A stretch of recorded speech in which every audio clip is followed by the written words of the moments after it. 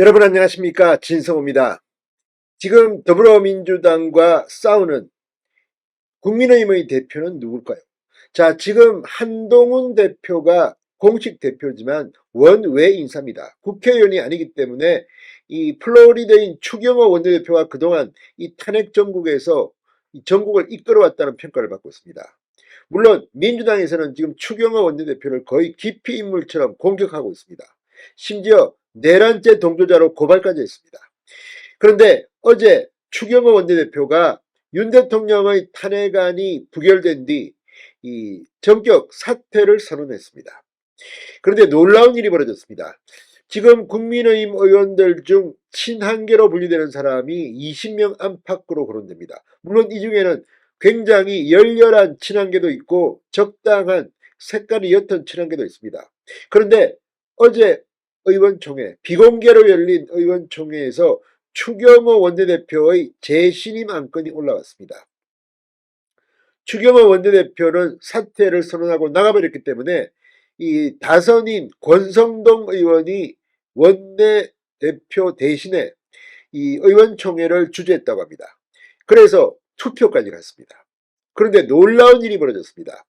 추경호 원내대표를 재신임하자는 안건에 이 78명 중에 73명이 찬성, 추 원내대표의 재신임이 결정됐습니다. 자, 연합뉴스는 전체 78명 중 73명이 찬성했다고 했고, 다른 매체는 79명 중 75명이 찬성했다. 엇갈리지만 대세는 뭐 관계없습니다. 아무튼 전체 78명 중 73명이 찬성했다고 연합뉴스는 보도했습니다. 압도적으로 추경호 원내대표의 재신임을 요구한 겁니다. 자, 지금 이 기권 내지 반대가 그러면 5명밖에 없다는 건데, 지금 연합뉴스는 고동진, 김건 의원 2명이 반대표를, 우재준, 신동욱, 김소희 의원 등 3명이 기권한 것으로 전해졌다고 했습니다. 그렇다면 대부분의 친한계 의원들은 추경호 원내대표의 재신임을 의결한 겁니다. 자, 지금 친한계조차도 한동훈 대표에 대한 불만이 있는 건지, 지금 전국 이 곳곳에서 추경호 원내대표와 한동훈 대표는 갈등, 충돌해 왔습니다. 이번 탄핵 소추안도 이 한동훈 대표는 계속해서 윤석열 대통령의 조속한 직무집행 정지, 조기 퇴진을 계속 강조해 왔고, 추경호 원내대표는 전략 전술을 짜서 김건희 여사 특검법 반대 투표를 한 뒤 본회의장을 떠난다. 그래서 아예 이 탄핵안 투표 자체를 무효로 만들어버리는 전략이 성공했습니다. 이걸 보면 알 수 있습니다. 추경호 원내대표. 그런데 재신임안은 가결됐지만 추경호 원내대표가 승낙할지는 미지수입니다. 또 이 여기에 대해서 한동훈 대표는 어떤 입장을 낼까요? 자, 지금 추경호 원내대표 숙고할 겁니다. 재신임 결정에도 이건 당론입니다. 의원총회에서 정식으로 투표를 했습니다. 추 원내대표가 이를 받아들일 가능성은 작다는 게 주변의 이야기인데, 추 원내대표 측은 통화에서 모두가 혼란스러운 상황에서 당내 일각에서 추 원내대표를 매도하는 움직임이 있었다. 그럼에도 누군가는 현 상황에 책임지는 모습을 보여야 한다는 본인의 의사가 워낙 완강하다고 했습니다.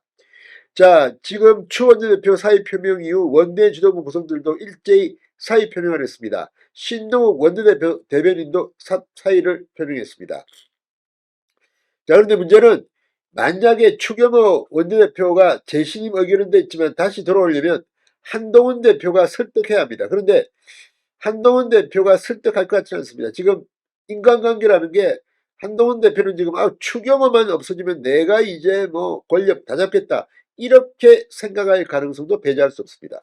게다가 지금 한동훈 대표는 이제 윤 대통령은 직무를 정지시키고 이거 내가 한덕수 총리하고 다 해야겠다, 이런 이야기입니다. 야당에서도 이걸 보고 누가 당신한테 그런 권력을 줬느냐, 헌법에 그런 게 어디 있느냐, 당대표가 무슨 대통령 행세냐, 이런 비판이 나오고 있습니다. 자, 지금 한동훈 대표와 가까운 한 의원은 연합뉴스와의 통화에서 추 원내대표가 비상계엄 사태, 탄핵 표결 등에 대해 책임지는 것은 당연하다, 복귀 명분이 전혀 없다, 한동훈 대표는 이를 요청할 생각도 없다고 말했다고 합니다. 자, 지금 한동훈 대표 측은 새 원내지도부 선출 절차 시기도 검토 중인 것으로 알려졌습니다. 원내대표는 의원들의 무기명 투표로 선출됩니다. 자, 누가 될지는 모르겠지만 이번에는 중진들도 대거 원내대표 선거에 나와야 합니다. 한동훈 대표는 너무 허약하다. 너무 권력력이 많다. 이런 비판들이 나오고 있습니다. 자, 이 의원총회 비공개로 진행됐지만 여기에서 신동욱 의원이 폭발했습니다. 지금 신동욱 의원은 어제 의총에서 이런 발언을 했습니다. 추 원내대표와 지도부는 친한계 의원들을 포함해 모두가 투표에 참여하도록 소통하며 기다린 것이다. 그러면서 친한계 주장에 치중된 언론 보도들을 언급하며 당이 자꾸 분열되는 기사가 나가는데 우려스럽다. 의도를 모르겠다. 원내 지도부가 한 대표와 친한계 의원들을 본회의장에서 빼내려 했다는 친한계의 주장이 담긴 보도 등을 겨냥한 것으로 보입니다. 신동욱 원내수석 대변인은 친한계의 공식 입장이나 설명을 요구했고 친한계 박정하 비서실장은 지금 답하는 게 적절치 않는 것 같다는 취지로 답을 피한 것으로 알려졌습니다. 자, 아무튼 지금 이 재신임 의결에 이렇게 압도적으로 추경호는 또 해야 된다 이렇게 말함으로써 지금 한동훈 대표의 위상이 크게 흔들리고 있습니다. 한동훈계 의원들이 대거 반란표를 던진 겁니다. 진성호의 융단 폭격이었습니다. 여러분 감사합니다.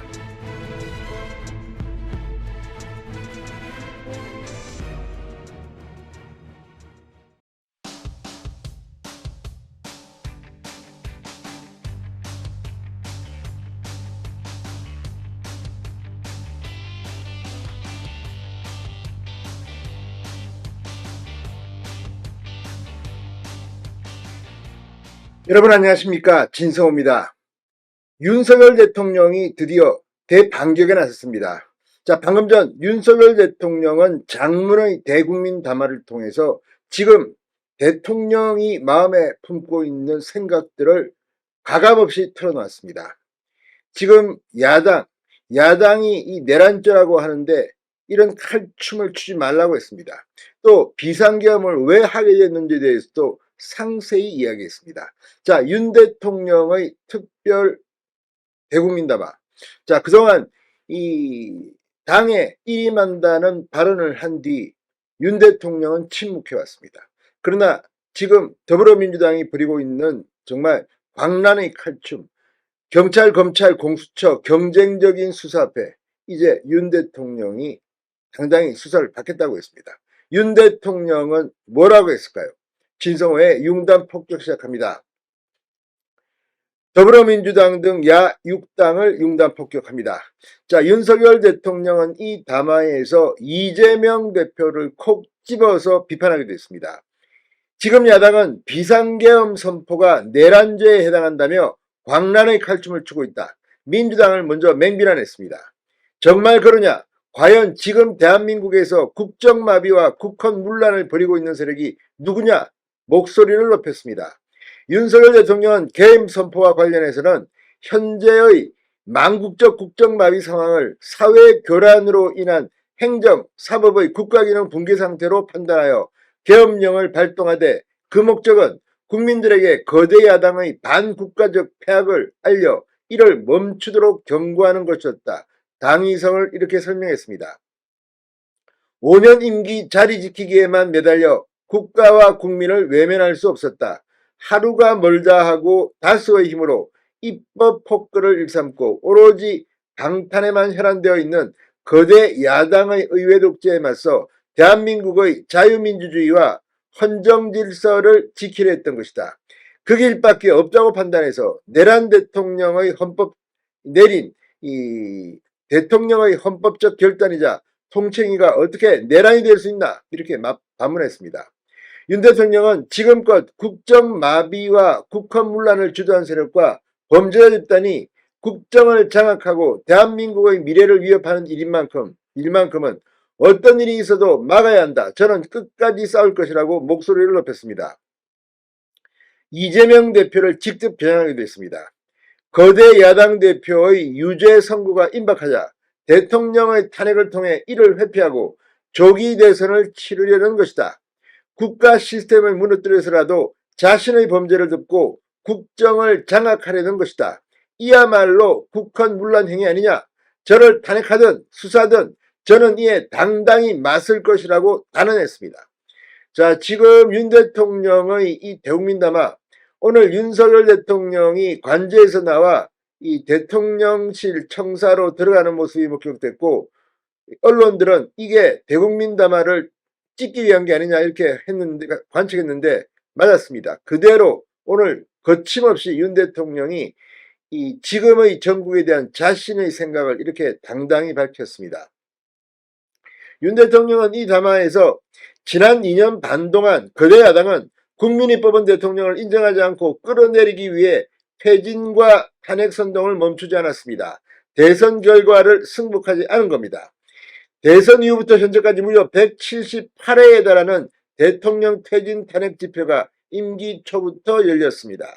대통령의 국정 운영을 마비시키기 위해 우리 정부 출범 이후부터 지금까지 수십 명의 정부 공직자 탄핵을 추진했습니다. 탄핵된 공직자들은 아무 잘못이 없어도 소추부터 판결 선고시까지 장기간 직무가 정지됩니다. 탄핵이 발의되고 소추가 이루어지며 지기 전 많은 공직자들이 자진 사퇴하기도 했습니다. 탄핵 남발로 국정을 마비시켜 온 겁니다. 아무튼 지금 윤 대통령 가슴속에 있는 생각들을 가감없이 폭발했습니다. 위헌적 특검 법안을 27번이나 발의하면서 정치 선동 공세를 가해왔습니다. 급기야는 범죄자가 스스로 자기에게 면죄부를 주는 셀프 방탄 입법까지 밀어붙이고 있습니다. 거대 야당이 지배하는 국회가 자유민주주의의 기반이 아니라 자유민주주의 헌정질서를 파괴하는 괴물이 된 것입니다. 이것이 국정마비요 국가위기 상황이 아니면 무엇이란 말입니까? 자, 그러면서 상당히 많은 이 간첩죄, 간첩행위 이런 단어까지 나왔습니다. 자, 도대체 어느 나라 정당이고 어느 나라 국회인지 알 수가 없습니다. 검찰, 경찰의 내년도 특경비, 특활비 예산은 아예 0원으로 깎았습니다. 금융사기사건, 사회적 약자 대상 범죄, 마약 수사 등 민생침해 사건 수사, 그리고 대공수사에 쓰이는 긴요한 예산입니다. 아무튼 지금 민주당의 내년 예산 삭감 강하게 비판했습니다. 자, 또 선거관리위원회 이야기도 나옵니다. 제가 비상계엄이라는 엄중한 결단을 내리기까지 그동안 직접 차마 밝히지 못했던 더 심각한 일들이 많이 있습니다. 작년 하반기 선거관리위원회를 비롯한 헌법기관들과 정부기관에 대해 북한의 해킹 공격이 있었습니다. 국가정보원이 이를 발견하고 정보 유출과 전산 시스템 안정성을 점검하고자 했습니다. 다른 모든 기관들은 자신들의 참관 아래 국정원이 점검하는 것에 동의하며 시스템 점검이 진행되었습니다. 그러나 선거관리위원회는 헌법기관임을 내세우며 완강히 거부했습니다. 그러다가 선관위의 대규모 채용 부정사건이 터져 감사와 수사를 받게 되자 국정원 점검을 받겠다고 한 발 물러섰습니다. 그렇지만 아주 일부분만 점검에 응하였고 나머지는 불응했습니다. 시스템 장비 일부분만 점검했지만 상황이 심각했습니다. 자, 아무튼 지금 이 선관위를 직접적으로 거론했습니다. 자, 이 선관위의 부정선거 의혹, 이걸 규명하겠다. 이것도 역시 비상계엄의 한 이유였던 것으로 해석됩니다. 자, 아무튼 지금 이번 계엄 상황에서 국방장관이 선관위 전산 시스템을 점검하도록 지시한 이유도 설명했습니다. 자, 어쨌든 윤 대통령이 장문의 담화를 발표했습니다. 전국이 또 급속도로 소용돌이치고 있습니다. 진성호의 융단 폭격이었습니다. 여러분 감사합니다.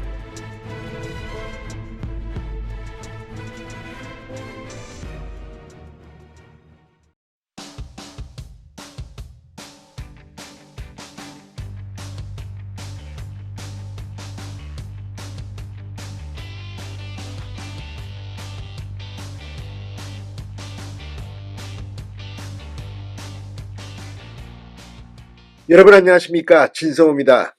윤석열 대통령이 변호인단을 꾸리기 시작하면서 이제 공개적으로 공수처, 검찰, 경찰의 수사에 직접 반박을 시작했습니다.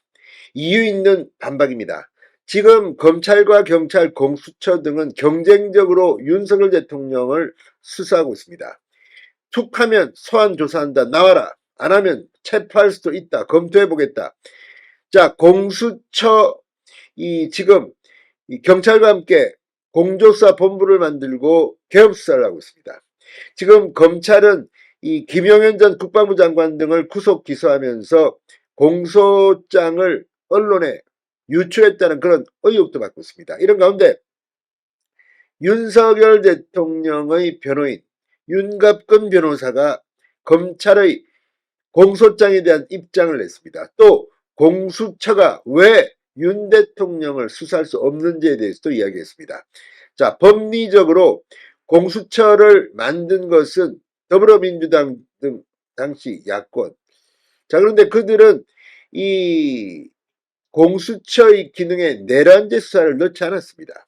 그런데 지금 검찰은 윤 대통령의 내란죄 수사를 못하니까 직권남용죄를 수사해서 나중에 관련 수사를 할 거라고 합니다. 일종의 편법입니다. 자, 지금 공수처 역시 내란죄 수사를 못하니까 직권남용으로 시작해서 공수처까지 하겠다는 건데 윤갑근 변호사가 여기에 직격탄을 날렸습니다. 공수처의 수사. 지금 경찰은 내란죄를 수사할 수 있습니다. 지금 자기들끼리 치고받고 경찰의 수사 책임자 휴대폰을 압수하고 경찰이 항의하고 검찰이 또 뭐 연관됐다는 듯이 흘리고 지금 아수라장입니다. 이렇게 해서 개업 수사가 제대로 될지 아무도 모릅니다.